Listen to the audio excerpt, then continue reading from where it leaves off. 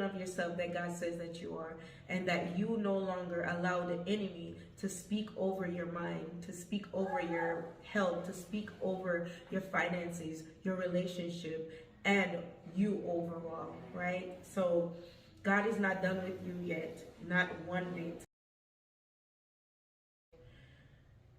You are created in the image and likeness of the Most High God. And it's time that you start embodying it and walking in that knowing, right? So you are enough as you are, right here and right now. You don't need to add nothing or take nothing away. You are enough as you are. And you must practice this belief, right? You have to practice this new belief. In Genesis 1 verse 27, it says, and God made man in his image. In the image of God, he made him, male and female, he made them. Right? So to build up your belief in your enoughness, you must learn to differentiate the difference between man-made rules and laws and God's principles and laws. And here is how to differentiate the difference. God's principles are the same from the beginning of time and will remain the same until the end of time. Man-made rules and laws changes from generation to generation and with time, but God's principles are eternal. So when you have this understanding, you will start to see yourself differently. And when you start seeing yourself differently, you will start operating differently. Your thoughts are going to change. Your behaviors and habits are going to change. And then the outcome that you manifest, right, that you create will be different.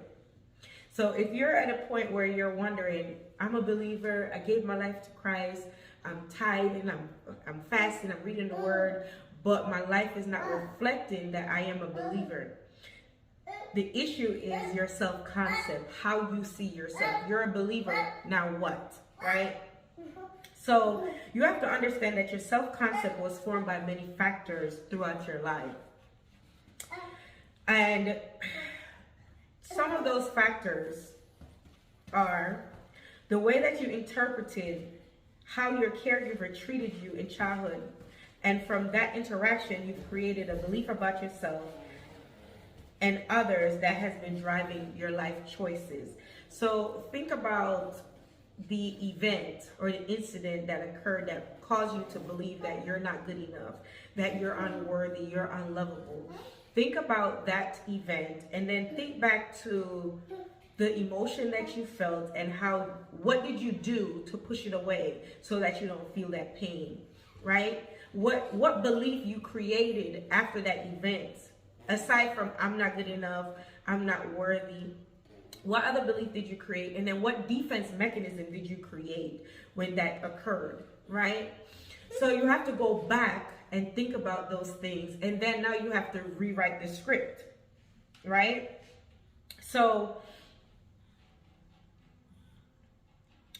think about it this way. You have to rewrite the script because if you don't, you're going to constantly attract people into your experience that's going to recreate that similar event that occurred. So if you focus on the emotion, then you're going to meet people that cause you to feel that same feeling that you felt those times when you felt unworthy or unlovable. You're going to attract people that are emotionally unavailable or people that aren't as self-aware, people that aren't as awakened, right? And people that have no relationship with God, and people that are walking in darkness, and they're going to do things that cause you to regress back to your old self and your old ways, right? So you have to understand the self-concept that you have now, and then you have to change that. You have to change that self-concept, right?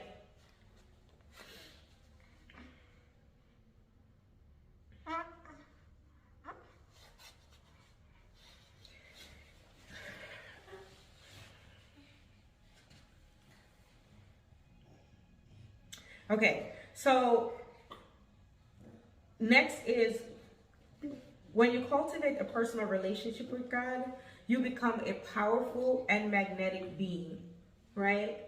You become a powerful and magnetic being.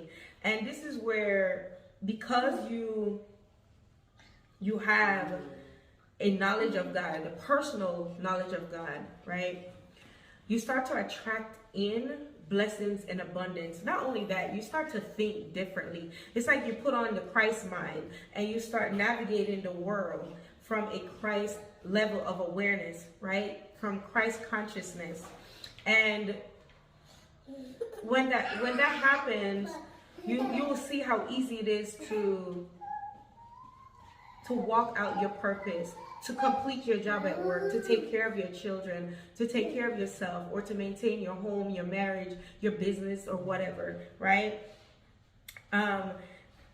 If you think back on when Jesus was getting ready to be crucified, right? He didn't curse God. He questioned God. And even till the end, he was like, Father, forgive them, for they know not what they have done. And because of that relationship that Jesus has with his Father, with God, he understood the suffering. He understood why he was going through what he was going through. And that level of understanding caused him to have peace, even in his suffering. Right? So you must develop your personal relationship with God, and then you will become powerful and magnetic, right? Then you need to learn the ways that God speaks to you. Think about it. Comment down below. Tell me, how does God speak to you? Does he speak to you in a dream?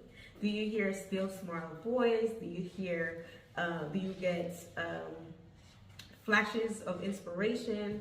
An idea, a thought, you'll see something on the billboard or in the scripture, or he'll send a messenger to tell you. Comment below how God speaks to you. All right. So you must learn how God speaks to you, right? And then you want to deepen that. You want to deepen that trust right there.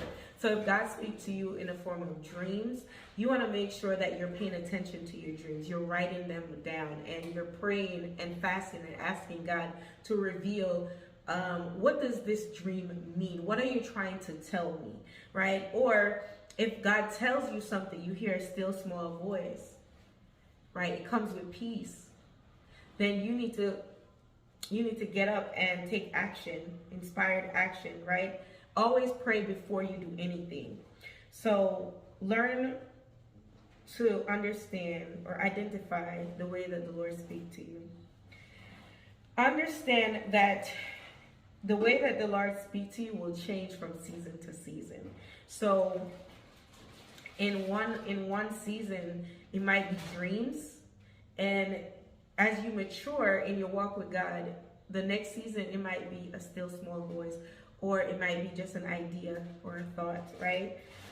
In one season, God might be completely silent, and then you'll start seeing, as you ask for things, it starts to come to fruition, right?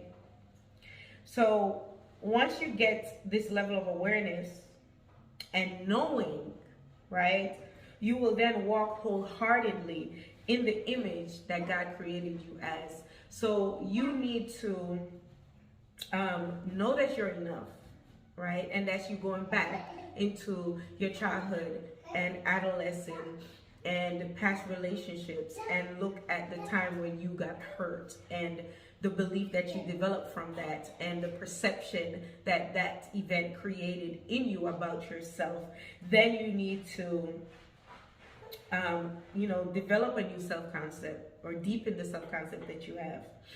And then you need to learn the way that God speaks to you, right? And once you learn this, then you will start feeling like the powerful being that you are. And, getting a job will be easy for you. Building that business will be easy for you. Parenting those children will be easy. And when I say easy, easy doesn't mean it doesn't come without challenge. You will have such a peace within that you're unbothered. right? You're unbothered. So, believers, that's all I have for you today. I pray right now that this message open your spiritual eyes to you seeing yourself in the image of God, to you operating as the version of yourself that God says that you are, and that you no longer allow the enemy to speak over your mind, to speak over your health, to speak over your finances, your relationship, and you overall, right? So God is not done with you yet, not one bit. He's just getting started. So comment down below, God is not done with me yet. He's just getting started. All right? Believers, I love you. Stay blessed. Like, share, and follow for more. All right?